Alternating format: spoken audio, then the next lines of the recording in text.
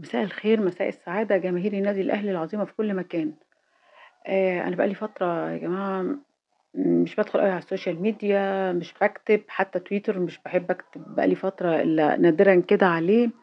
الحقيقة من بعد كأس العالم للأندية وأنا عندي حالة من الزعل، الإحباط شوية، لإني حسيت إن الأهلي قدّم مباريات كويسة جدًا، جدًا، أداء رائع، لكن للأسف النتايج ما كانتش لصالحنا. المهم يعني وبعدين جينا خلاص هنلعب إفريقيا. آآ أنا عايزة أفهم إيه اللي الهلال السوداني بيعمله، عايزين مننا إيه، عايزين من الأهلي إيه، إيه الكراهية للأهلي؟ أعتقد إحنا عارفين طبعًا. ال آمم شوفوا مين اللي مسؤول عن الدنيا هناك عنهم وأنتم تعرفوا الدنيا ماشية إزاي. للأسف الشديد أنا في حالة من الحزن من اللي حصل، اللي مزعلني أكتر جماهير النادي الأهلي ورد فعلها، كلنا كتبنا، كلنا غضبنا، إنما مش ممكن أبدًا تطلع إن إحنا نوصل إن إحنا نتريق على الشناوي، وتطلع ناس تقول لك الشناوي كفاية عليه لحد كده، الشناوي لازم الشناوي مين اللي كفاية عليه لحد كده، والشناوي مين اللي لازم يمشي، والشناوي مين اللي لازم يقعد احتياطي. أنتم يا جماعة يعني مع احترامي للجميع، إنما ما ينفعش أبدًا، أبدًا أولاد صغيرين ماسكين بعض الصفحات يمشّونا وراهم. يا جماعة أنا فيهم ولاد أهلاوية أهلاويين جدًا، بس عندهم اندفاع، وفي صفحات تانية قبيضة من الآخر أهو، بيقبضوا، دول مش أهلاوية أصلًا، دول حاطين شعار النادي الأهلي كده، فإنك تيجي تطلع تتكلم على الشناوي بالشكل ده، فأنا كان لازم بقى أتكلم خلاص، لأن أنا زهقت بصراحة من المناخ الرياضي اللي مش بس ما بقاش دلوقتي إحنا بنرد على إعلام سيء ولا جمهور منافس، لأ أنا بقى عندنا مشكلة فينا إحنا، يعني من صفحات أهلاوية مندسة، أهلاوية، أهلاوية، بس عندهم حاجة غريبة جدًا. يا جماعة بلاش كده، ما هو مش لا كده لا كده، لا الشناوي عظيم وعملاق و، لا إما فجأة الشناوي سيء ووحش ولازم يمشي يا جماعة عيب، يا جماعة الراجل ده ضحى بملايين الملايين، ملايين غير طبيعية في 6 شهور علشان خاطر النادي الأهلي محتاجه. إحنا النهارده بدل ما نقول له شكرًا نقول له لا، لأ، أنت غلطت، الشمس ضاربة في عين الراجل، مش ضاربة، غلط، عادي جدًا، كل حراس مرمى العالم يا جماعة بيغلطوا، كل لعيب بيضيّع وكل لعيب بيغلط وكل حراس، لأ يعني هات لي حارس مرمى ما دخلش فيه جول أي كلام، عادي جدًا، هو ده الطبيعي.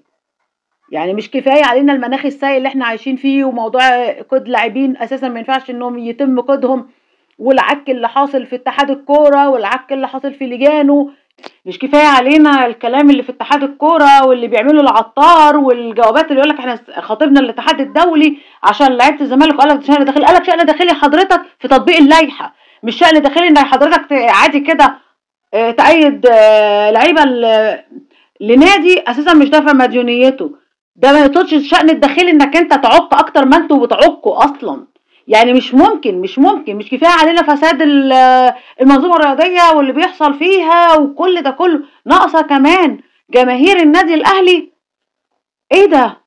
يعني بجد خلاص يعني، والله العظيم انا فعلا فكرته زي الزميل اسامه السويسي كده، ابتعد تماما عن تحديدا اليوتيوب والحاجات دي. بس طب ما احنا لو كلنا بعدنا هنسيب كده الساحة لولاد صغيرين، وانا من هنا بتكلم وبناشد أسامة، ما ينفعش احنا الكبار نبعد عن الساحة، وما ينفعش احنا اللي نسيب الأهلي كده.